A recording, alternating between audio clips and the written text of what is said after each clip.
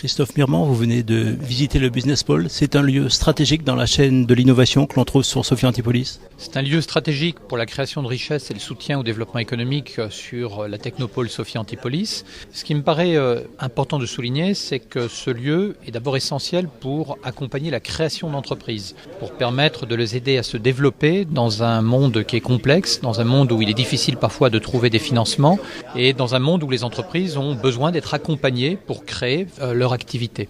Et ce site a été porté par une démarche qui a été mise en place conjointement par les collectivités territoriales, par la Chambre de commerce et industrie qui est également implantée. Et c'est aussi ce qu'il me paraît important de relever, c'est l'efficacité de cet effort collectif auquel l'État contribue également. Outre les acteurs institutionnels, on trouve au sein du Business Pole 2 incubateurs et une pépinière d'entreprise. C'est essentiel pour la création d'emplois.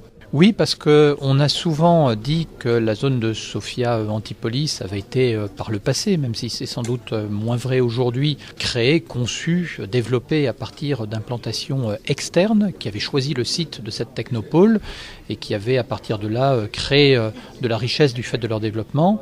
Et par ces incubateurs, par ces pépinières, on montre que l'on est capable aussi, par un lien étroit avec le monde de la recherche, avec le monde de l'université, et bien d'être en mesure de créer aussi des entreprises ex nihilo en quelque sorte, à partir d'un territoire qui est propice bien sûr, mais qui a besoin aussi de ces outils pour accompagner les jeunes créateurs d'entreprises dans leur démarche. La pépinière d'entreprise recèle de véritables pépites et ce matin vous avez presque fait votre marché pour la préfecture avec l'application de WOOG sur la gestion des crises.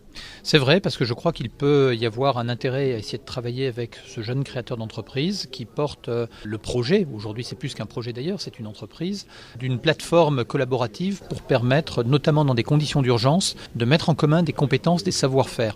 Et j'ai pensé qu'il pouvait y avoir une démarche intéressante pour la préfecture, pour travailler en particulier sur les plans d'urgence, les plans de gestion de crise qu'une préfecture peut être amenée à mettre en œuvre.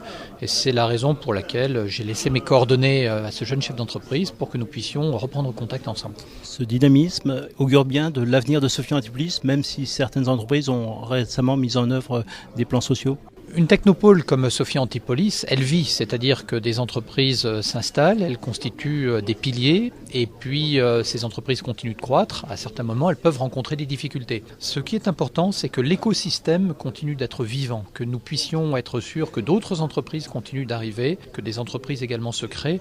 Bref, que cette zone, Sophia Antipolis, qui a un renom extraordinaire au niveau national comme au niveau international, eh bien continue d'être un des pôles les plus attractifs et les plus emblématique du développement économique de la Côte d'Azur.